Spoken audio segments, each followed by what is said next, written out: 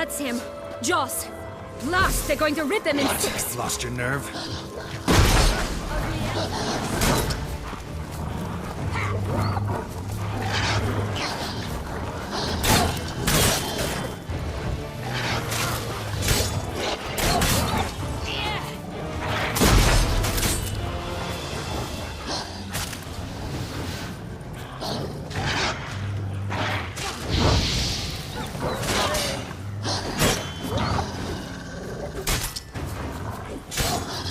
Time to end this.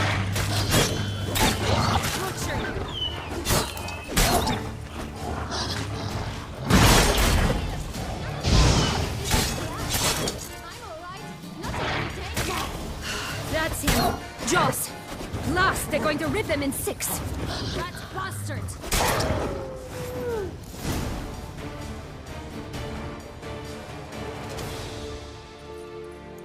Relax, it's over. No, it's not. There's more. Another wolf behind you. Ignore him. He always lies. Aha. Boy who cried wolf. Still does, I suppose. And doesn't, when they actually appear. The one and only. Listen, you little chit. Jack said you know what's become of his 3 beans. I don't know anything! Not one thing, and besides, watch out! Wolves! This'll be interesting. Right, let's get to it. Let's say for a minute you know what happened to the red bean. Where wouldn't it be? For certain, no one swallowed it. Oh no, definitely not that. Of course not. But say someone didn't. Who would it be that didn't swallow it? A human. The most human in the land of 1,000 fables. Everyone! Wolves! Run! Bet you haven't heard what happened to the blue bean. Maybe? Not at all? Right? I've heard it lies about somewhere, out in the open. Just like that? No one guarding it? Nobody. 3 times over. Help! Wolves! Yellow bean. Don't know a thing about it, right? It's somewhere very, and I mean very deep. So deep, in fact, it's completely underground. And who has it? A bold farmhand, who in no way and not at all awaits someone. Not in the slightest. Good folk! Wolf! Say that word one more time and I'll chop you up. Feed you to the fishes. Understood? All right, we should go. Watch out for wolves!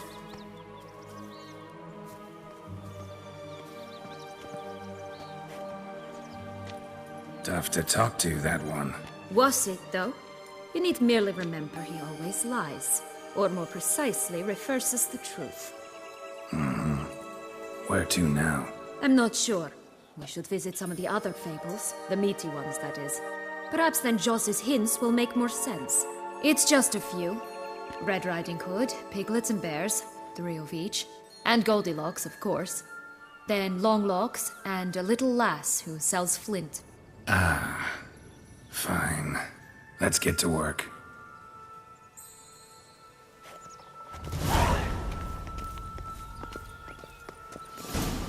Incredible. You must have loved this place. I did at first. But children get bored quickly. Even tea parties with a whole cackle of princesses eventually turn dull and routine. What did you do then? Dropped a duck egg in the swan's nest once, that sort of thing. Stole the pea out from under the princess, who sleeps to this day, I think. Faster! Come on, you... Know what? They need names. I'll call mine... Anise. Call mine Roach. Roach? Are you serious? Ugh.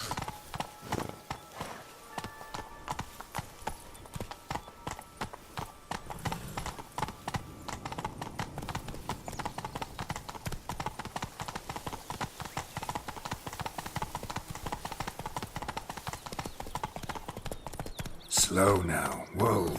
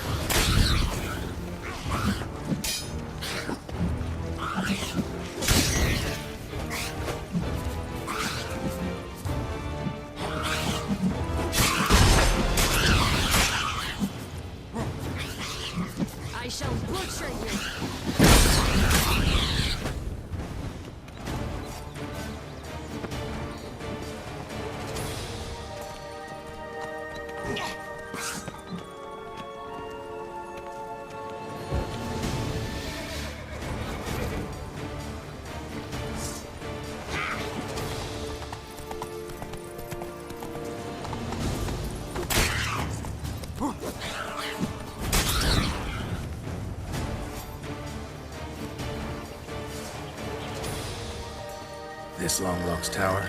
Indeed. It's even taller than I remember. Wait. What Joss said about the third being, remember? In the possession of a bold farmhand somewhere deep beneath the ground. Yes, this must be it. Let's go.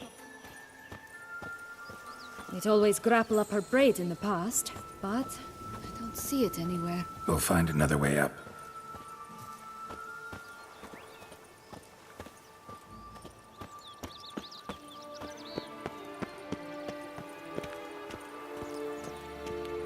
Could pull myself up here, and I'll have to make that jump.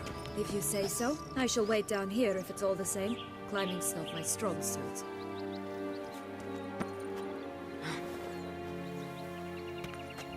Prince's corpse.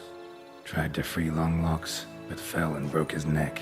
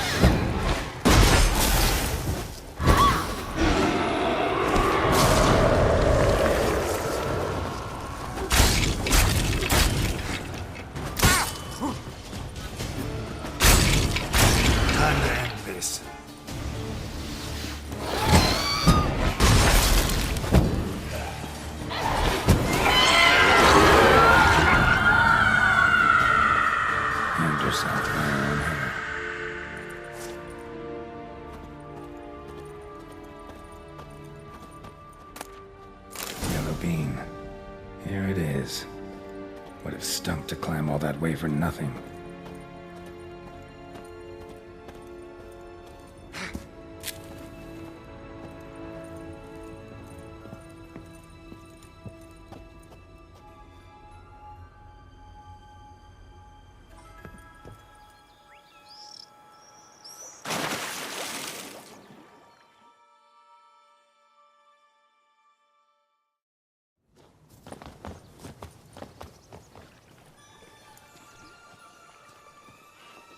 So? Got the bean, but Longlocks. Seems she got sick of waiting for a knight in shining armor. Can you blame her? Men these days, dandies and fops all. That why you cozied up to a vampire?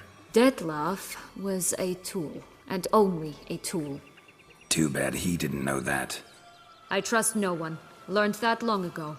Now it's his turn. To use him. Was that your plan from the start? No. At first, I was simply intrigued. Do you know the story? It was in Matina, a few years past. I'd gone there to pass some loot off to a fence I know. We were hashing out the terms when in walked Detlef. He said he'd come to sell a silver candlestick. He gripped it through a cloth. That caught my eye. I followed him out, observed him from a distance, but he caught on quickly. Yeah, superhuman senses will do that. He turned down a blind alley. I followed. He jumped out from behind a crate, baring his teeth. I suppose he'd wanted to frighten me. Alas, he didn't in the least. After all, I'm a monster too, am I not?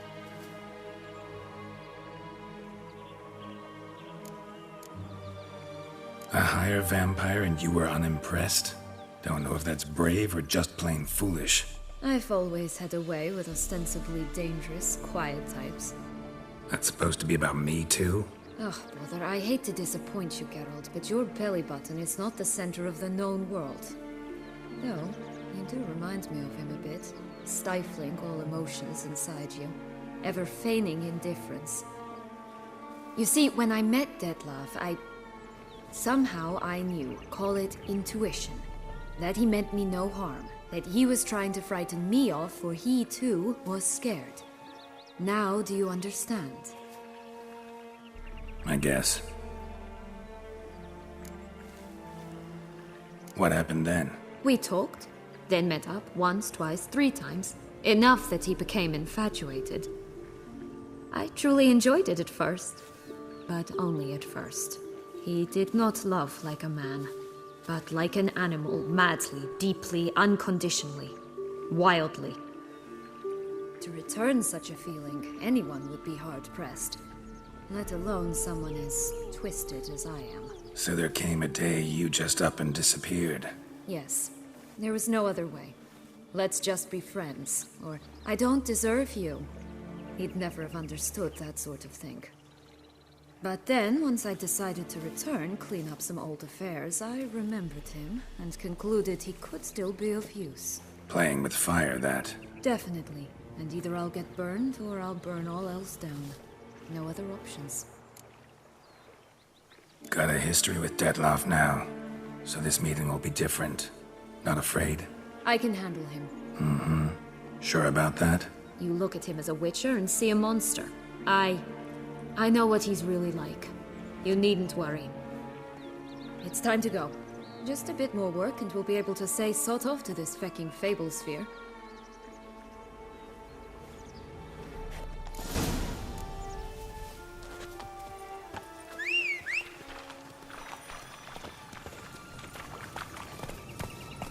That's one beam down. Good work. Come on.